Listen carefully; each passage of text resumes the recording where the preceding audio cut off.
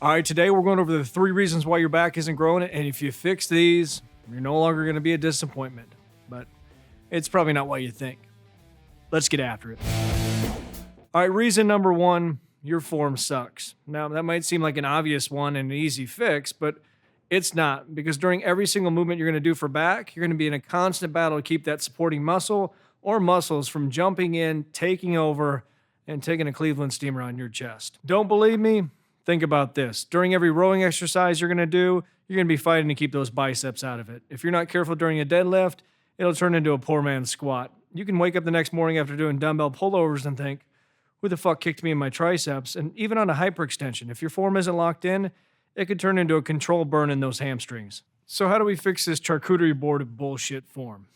Well, I'm going to do it on a case-by-case basis because they all have a different remedy. Now, when it comes to rowing movements, you have to make sure you exaggerate the stretch and the contraction of each rep. But that doesn't mean fully extending your arm, because if you extend your arm all the way, you've also fully stretched that bicep. And because you're moving a significant amount of weight that was meant for your back, it means your bicep's going to have one hell of a contraction to start the movement. So your goal should be, which is going to seem counterintuitive at first, is to maintain a contraction of that bicep the entire time. But think of it like a static contraction, because you're going to be trying to keep the elbow in a fixed position and make the actual movement happen by closing off and opening up that shoulder. And one way you can get really good at doing this is by working on single arm cable movements like the seated cable row, because as you go into that stretch, you'll feel that position where that shoulder's all the way turned in, that lat's fully stretched, and the only way you can go any further is by extending that bicep, but you don't. You stop short of that, you hold it, and you're going to work against the stretch. So really push against that stretch, force it to open up and flare even more, and then contract it up, really pull that shoulder back, get a little bit of a twist, and fully contract that back. And it's better than being an asshole sitting there doing this. So when it comes to fixing somebody's form on deadlifts, it can be a daunting task because sometimes it's so ugly, you don't even know where to start. Ugh. Come here, let me check you for scoliosis, because if you didn't have it before, sure as fuck do now. But in reality, it's one of 2 things: inflexibility or weakness. Either they don't have the flexibility in their ankles, their hips, or that thoracic spine, or they just have weak glutes, weak lower back, or weak supporting muscles that are going to keep that back nice and straight and safe during the entire movement. And you might be thinking, well, that's a shitload of stuff, and that's going to be tough to fix.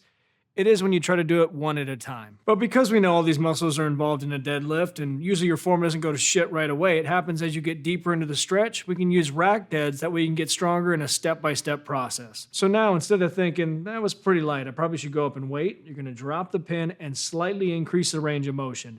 And little by little, help you work on your inflexibility, strengthen some of those weaker muscles, and make people that watch you not throw up in their mouth.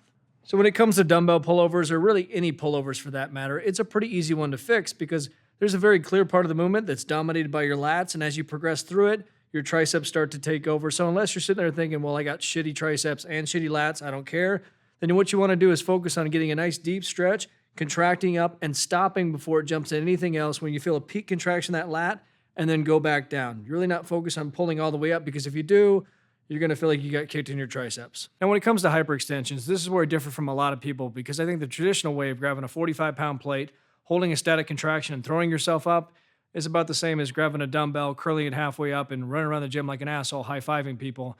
It doesn't do much. I think you're better off getting some flexion and extension in that back, and if you don't feel comfortable doing that with just your body weight, you're already too fucked up. But you can always work up to it little by slightly flexing forward and extending back, and then slowly exaggerating more and more as you feel more comfortable. Now, you could very well have perfect form, you're doing everything correctly, and that brings us to reason number 2, you're doing the easy shit. And I realized this after I released the Garage program, because quite a few people said, holy shit, my mid and lower back is getting lit up.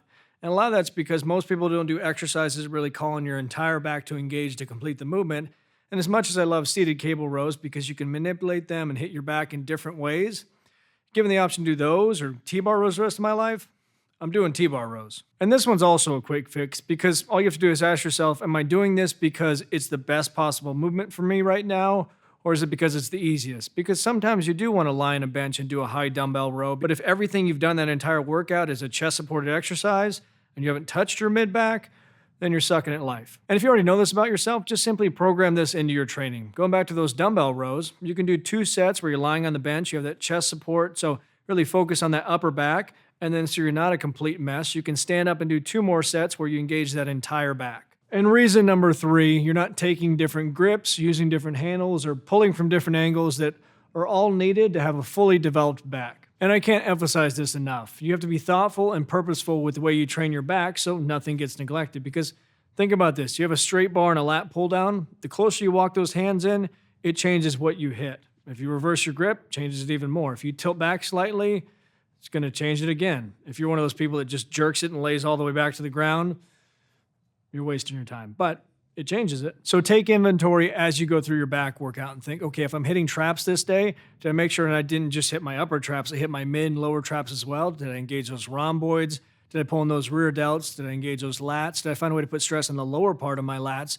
Did I hit my lower back? Did I hit the rest of those spinal erector muscles that are going to make me feel like I'm going to shit myself? You'll know if you did.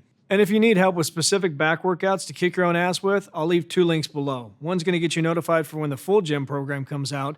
The other one is for the garage program for people with limited equipment that you can already kick your ass with today. And if you need help with your diet, I watch this video next. Also another one of my favorites, but most importantly, subscribe, hit that notification bell, and get after it, get growing.